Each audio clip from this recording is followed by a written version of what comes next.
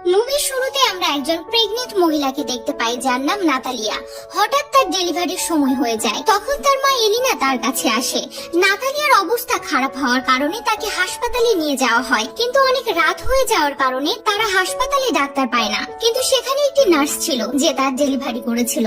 এরপর তার বাচ্চার জন্ম হয়, কিন্তু তার বাচ্চাকে দেখে সবাই হতাশ হয়ে যায় এবং ঘাবড়ে যায়।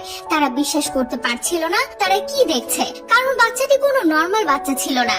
বাচ্চাটি জন্ম নেওয়ার পরই বাতাসে উঠছিল। নাতাশা এটা দেখে অনেক ঘাবড়ে যায় আর ভয় পেয়ে যায়। এরপর সে তার মাকে বলে সে একজন অ্যাঞ্জেল বাচ্চার জন্ম দিয়েছে, কিন্তু তার মা বুদ্ধিমতী ছিল। সে বুঝতে পারে ওই বাচ্চাটা কোনো সাধারণ বাচ্চা নয়। এজন্য তিনি তার মেয়েকে সেখান থেকে নিয়ে চলে যাওয়ার সিদ্ধান্ত নেয়। তারপর বাড়ি আসার পর নাতালিয়ার মা নাতালিয়াকে একটি অদ্ভুত প্রশ্ন করে। সে নাতালিয়াকে বলে, তুমি মনে করে দেখো এই বাচ্চাটির বাবাকে। নাতালিয়া মনে করতে পারে না বাচ্চাটির বাবাকে।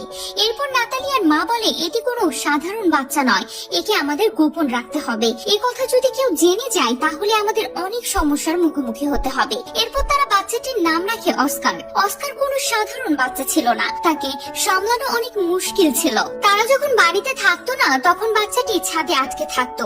এটা দেখে তার দিদা তার জন্য একটি স্পেশাল বেড তৈরি করে যাতে সে বেডে থেকে উঠতে না পারে, আর সে ছাদেও একটি বেড তৈরি করে দেয় যাতে সে ছাদে উঠে গেলে তার কষ্ট না হয়। তারা এটা ভেবে ভয় পেত যদি তাকে বাইরে নিয়ে যাওয়া হয় তাহলে সে বাতাসে উড়ে যাবে আর ভেসে চলে যাবে।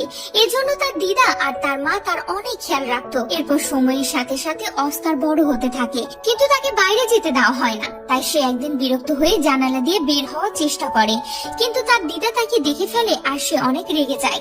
এরপর সে তাদের সমস্ত জানালা এমন ভাবে বন্ধ করে দেয় যাতে সে বাইরে যেতে না পারে। এই সবকিছু দেখে অস্কারের মা অনেক রেগে যায় আর বলে, কতদিন আমার ছেলে এভাবে ঘরে থাকবে, একদিন না একদিন তো তাকে বাইরে যেতেই হবে। তারপর অস্কারের মা অস্কারের জন্য একটি জ্যাকেট নিয়ে আসে আর তার পকেটে দুটি পাথর রেখে দেয় যাতে সে উপরে উড়ে না যায়। এরপর অস্কার একদিন তার মায়ের সাথে বাজারে যায়, কিন্তু যাওয়ার সময় সে একটি মেয়ের সাথে ধাক্কা খায়। ওই বাচ্চা মেয়েটির নাম ছিল আগাদা।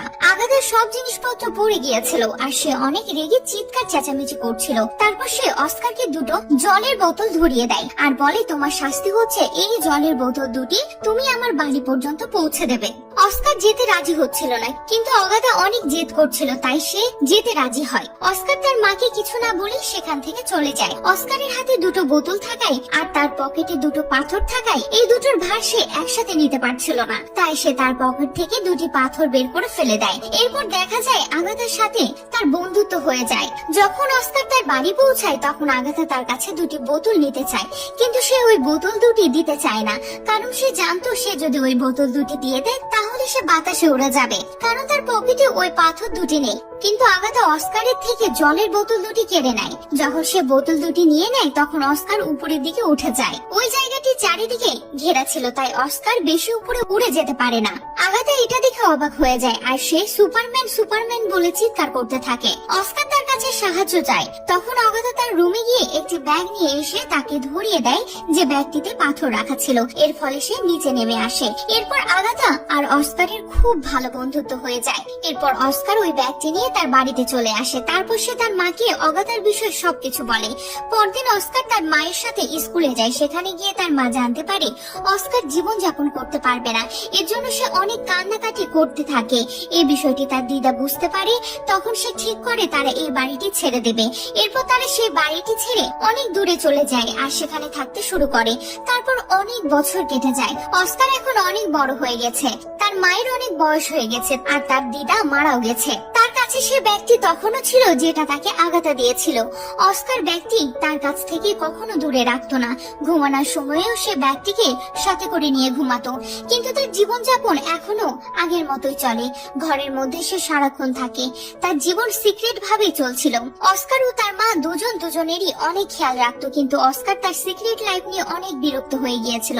সে তার মাকে বলে যদি তার সিক্রেট জীবন সবাই জানে তাহলে সে কয়েকদিনের মধ্যেই ফেমাস হয়ে যাবে। এরপর অস্কার টিভিতে একটি ম্যাজিক শো দেখে। সে তার মাকে বলে সে ওই ম্যাজিক শোতে অংশগ্রহণ করবে। সেখানে গিয়ে সে তার ট্যালেন্ট দেখায় আর ওই শোটি অনেক হিট হয়ে যায়। অস্কারের মা তার সেই শোটি দেখে আর সে অনেক ঘাবড়ে যায়। এরপর তারা অনেক শো করে আর রাতারাতি অনেক ফেমাস হয়ে যায়। অস্কারের নাম দেওয়া হয় দ্য ম্যান উইদাউট গ্র্যাভিটি। তারা তাদের কাজ অনেক আনন্দের সাথে করছিল আর তারা অনেক টাকাও রোজগার করছিল। কিন্তু অস্কার একদিন ভাবছিল যে ছোটবেলায় সে যে স্বপ্ন দেখতো সুপারম্যান হওয়ার, তা সে পূরণ করতে পারেনি।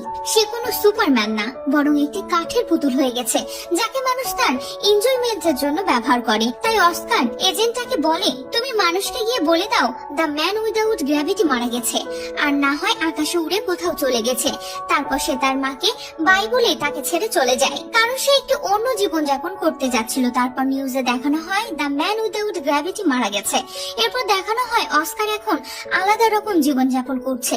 সে অনেক বড় বড় দাড়ি রেখেছিল আর চলাফেরার জন্য হুইল চেয়ার ব্যবহার করত, যাতে কেউ তার সিক্রেটের ব্যাপারে না জানে।